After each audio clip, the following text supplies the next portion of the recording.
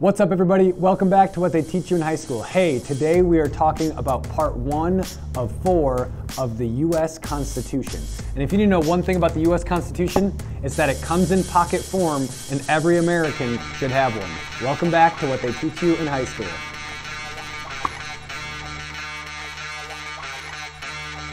All right, folks, like I mentioned, we are going to be starting a 4-part series on the U.S. Constitution. Today we're going to be looking at part 1, which is also Article 1, which establishes our legislative branch. And before we get into it, we've got a little trivia time. Here's your trivia question for the day. Who's considered to be the father of the United States Constitution?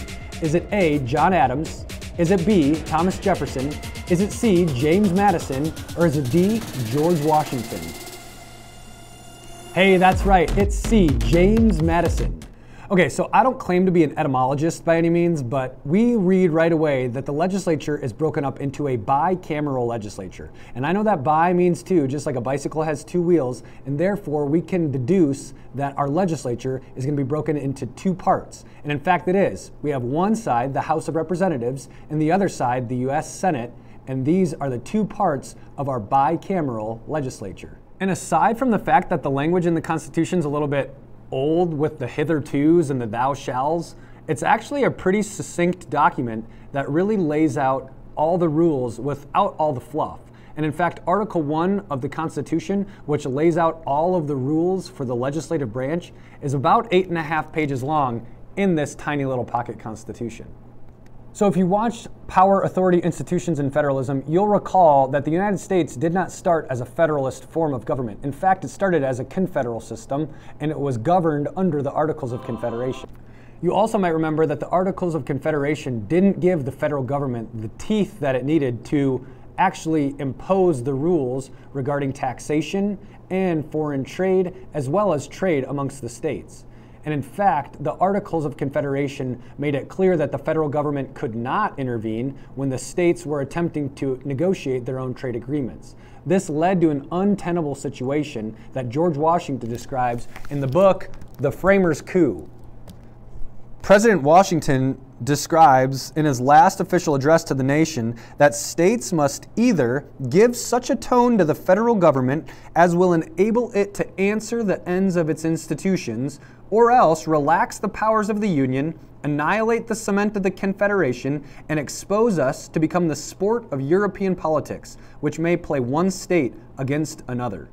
And this situation prompts the United States to gather back together to establish a new, more firm central government and a federal form of government in the United States Constitution. And we're going to look at 3 specific clauses or sentences that establish some of the power that the United States government needs that they didn't previously have in the Articles of Confederation. The first clause we're going to look at is the Origination Clause. The Origination Clause comes to us in Article 1, Section 7, Clause 1 of the Constitution, where it says, "All bills for raising revenue shall originate in the House of Representatives, but the Senate may propose or concur with amendments as on other bills." Essentially what that's saying is, previously under the Articles of Confederation, the federal government had basically no power or authority to tax the states. And as a way to make sure that all of the states' voices were heard best, we would throw it to the House of Representatives, which is the larger governing or legislative body, and they're the only group of people who could establish new taxes that the states and citizens within those states would ultimately have to pay. Like I mentioned, one of the problems with the Articles of Confederation is that it did not allow for the federal government to regulate trade between states and foreign nations, but also from state to state, which is known as interstate commerce. And therefore, they established the Commerce Clause in Article 1, Section 8, Clause 3 of the U.S. Constitution. And it reads like this.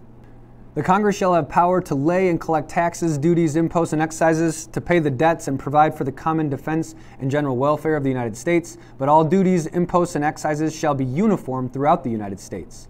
To borrow money on the credit of the United States, to regulate commerce with foreign nations and among the several states and with the Indian tribes." Essentially what Article 1, Section 8 of the Constitution is saying is that the federal government has great power in determining the value of money. They're the only ones who can make the money, And as a way to make sure that the money remains fair and stable, only the federal government can create tariffs from country to country, and also can regulate how trade happens between the United States in order to make sure that that trade remains fair.